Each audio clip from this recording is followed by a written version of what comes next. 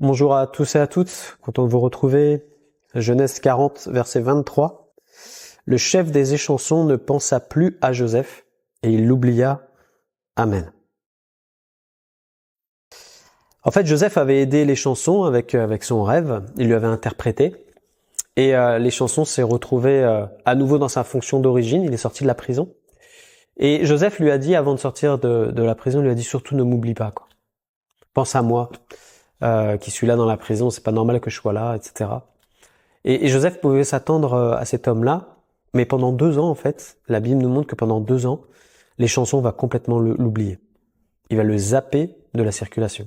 Et Joseph va être en prison, et ça peut être un moment pour lui très difficile. Il aurait pu tomber dans la frustration, mais il va l'éviter. Et j'aimerais te parler aujourd'hui de la frustration qui te guette. C'est quoi une frustration ? La frustration, c'est une forme insatisfaction, et d'impuissance face à un vœu ou une attente qui ne s'est pas réalisée comme prévu. Vous savez, on a cette expression « j'avais prévu ça ». J'avais prévu ça. Et puis ça s'est pas passé comme tu l'avais projeté, comme tu l'avais imaginé. Et si, tu fais pas attention, la frustration, c'est quoi ? C'est que par rapport, à ce qui s'est pas réalisé, tu peux entrer maintenant dans une forme de blessure qui va te pousser à réagir, parfois violemment, d'une manière colérique et en vouloir à la terre entière. Et ça s'appelle la frustration. Donc en fait, elle va nous maintenir dans une position infantile, comme un enfant gâté, comme on dit aujourd'hui, un enfant gâté. C'est-à-dire, j'ai pas eu ce que je voulais, alors je suis pas content. Et parfois, on a ce genre de réaction en tant qu'enfant de Dieu, et il faut pas que ça nous arrive. Vous savez que dans l'éducation, par exemple, des enfants dans une famille, on leur pose des limites, on leur apprend la discipline, justement, pour qu'ils apprennent à maîtriser la frustration. Et qu'on va pas tout leur donner, quoi. On met des limites, on leur dit, voilà, ça tu peux pas. Là, des fois, l'enfant, il est pas content, il boude, il crie, il pleure, il va dans sa chambre, etc. Mais en tant que parent, on doit résister à ce genre d'attitude pour lui montrer que non, c'est comme ça, c'est la règle. C'est bon pour toi. Ce que je suis en train de décider, tu dois comprendre que c'est bon pour toi. Et c'est ce moment où il faut qu'il comprenne que c'est bon pour lui, qu'il n'accepte pas sur le coup.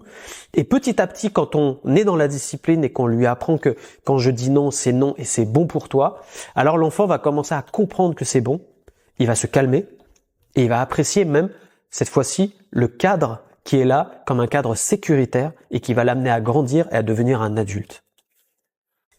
On a malheureusement dans des familles des enfants rois et c'est pas une bonne chose. Un enfant roi, c'est des dégâts dans la famille en fait, et plus tard cet enfant-là va être un enfant qui va être dans l'orgueil total. Et c'est pas ce que l'on veut pour nos enfants. Mais c'est pas ce que Dieu veut pour nous en tant qu'enfants de Dieu.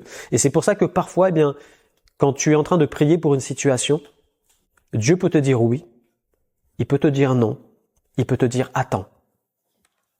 Et parfois, malheureusement, on a des mauvaises réactions par rapport à quelque chose qu'on a demandé à Dieu et on commence à se plaindre, on commence à murmurer. Ça, c'est la preuve qu'on est dans la frustration et qu'on n'est pas satisfait. Et qu'en fait, ça dénote qu'on n'a pas confiance dans l'amour de notre Père. C'est comme si on disait à Dieu, tu sais pas ce que tu fais en fait. Dieu n'est pas une machine à donner. Dieu est un Père avec une nature qui est l'amour, avec un cœur pour nous, avec aussi une sagesse profonde qui va nous accompagner et nous amener à nous développer, à devenir matures. Si Dieu acceptait de répondre à toutes nos demandes, mais ça serait une catastrophe. On serait des enfants gâtés et on ferait n'importe quoi de notre vie. Heureusement que Dieu nous dit non parfois, parce qu'il sait ce qui est bon pour nous et il sait aussi ce qui ne l'est pas. La Bible nous dit à nous en tant qu'enfants de Dieu, quand on est tombé dans la frustration, comment en ressortir ? Il faut apprendre à se réjouir, frères et sœurs. Du oui, du non et du attends. C'est un travail sur notre âme. Notre âme, c'est là où il y a les émotions, les sentiments, la volonté. Tout cela, faut le mettre sous la soumission de la volonté de Dieu, qui est bonne, elle, agréable et parfaite, nous dit les Écritures dans Romains 12, verset 2. Paul va dire aux croyants, ne vous conformez pas au siècle présent. Ce siècle-là nous enseigne de tout avoir tout de suite. Si tu as remarqué, tout est tout de suite. Et ceux qui n'ont pas tout de suite, alors ça y est, surtout en France, on râle facilement. Et on fait des grèves. Il y a des grèves qui sont parfois normales, entre guillemets, on comprend la revendication, mais parfois, c'est des choses qui sont là, mais qui sont trop. Et là, la Bible nous dit, ne vous conformez pas au siècle présent, mais soyez transformés par le renouvellement de l'intelligence, afin que vous discerniez quelle est la volonté de Dieu, ce qui est bon, agréable et parfait. Si Dieu te dit non, merci Seigneur. Réjouis-toi, mon frère, ma sœur, parce que Dieu est en train de te faire éviter pas mal de choses. Si Dieu te dit attends, pas maintenant, c'est que Dieu a son plan et qu'il vise autre chose dans ta vie et ça sera meilleur par la suite quand il va te l'accorder. Fais-lui juste confiance. On a un exemple avec Paul qui va dire dans Romains chapitre 1 verset 13 « Je ne veux pas vous laisser ignorer, frères, que j'ai souvent formé le projet d'aller vous voir afin de recueillir quelques fruits parmi vous, comme parmi les autres nations, mais j'en ai été empêché jusqu'ici. Amen. » Paul est capable de dire « J'en ai été empêché. J'ai formé le projet, mais Dieu m'a dit non. » Eh bien, j'accepte que Dieu m'ait dit non jusque-là. Il a ses raisons et je respecte mon Dieu, je respecte mon Père. Il sait ce qu'il fait avec moi, c'est ses affaires. Moi, je suis son serviteur, alors gloire à Dieu. Pourtant, il dit, oui, dans ces temps-là, j'aurais pu recevoir quelque chose de vous, etc. On aurait pu se fortifier notre foi, comme il va dire dans un autre passage. Mais aussi, parfois, c'était des offrandes qui étaient là nécessaires pour sa vie de ministère. Et il pouvait récolter quelque chose là-bas. Mais dit, Dieu n'a pas voulu, alors que Dieu soit béni. Et il n'entrait pas dans le domaine de la frustration. Il conservait son cœur. Il se réjouissait de ce que Dieu lui donnait ou lui donnait pas. Le Proverbe 16, verset 3 nous dit « Recommande à l'Éternel tes œuvres, et tes projets réussiront. Amen. » Pourquoi ce verset ? Ce verset nous indique comment ne pas tomber dans la frustration, mais d'être conduit par le Saint-Esprit dans les projets qui sont bons pour nous et ceux qui ne le sont pas. Recommande à l'Éternel tes œuvres. Au lieu de commencer à te projeter, à dire « moi je vais faire ça, je vais faire ci, je vais faire ça », commence à placer tes projets devant Dieu. C'est bon d'avoir des projets, mais place-les devant Dieu. À dire « Seigneur, est-ce que c'est ta volonté ? Et si c'est ta volonté, alors conduis-moi. Et puis si c'est ta volonté, alors conduis-moi aussi dans ton timing à toi. Que je ne sois pas dans la précipitation d'avoir tout de suite, mais que ça soit toi qui fasses les choses en ton temps et parfaitement. Et tu verras que tu pourras construire quelque chose de sage, de stable, en recommandant tes œuvres à l'Éternel, parce qu'il va t'accompagner.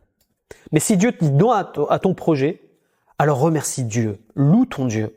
Merci Seigneur, parce que c'était pas dans mes objectifs, mais c'est toi qui diriges ma vie, et ce que tu fais est parfait.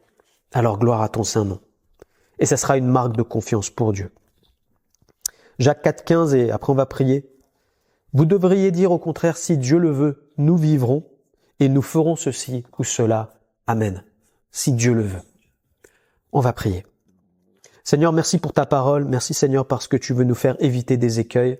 Pardonne-nous toutes les fois où nous avons murmuré, nous nous plaignons parce que on n'a pas ce qu'on veut ou parce que Seigneur ça tarde. Seigneur, merci parce que tu sais ce que tu fais avec tes enfants. Tu n'es pas, Seigneur mon Dieu, un Dieu qui n'est pas sage. Tu es sage, Seigneur. Et nous te faisons confiance. Merci de fortifier tes enfants dans la patience, dans la foi, dans l'amour et dans la découverte de qui tu es dans leur situation. Merci de délivrer ceux qui sont peut-être tombés dans les murmures, de pardonner, Seigneur, et de relever tes enfants. Merci, Seigneur, parce que tu es avec eux et tu conduis leur vie.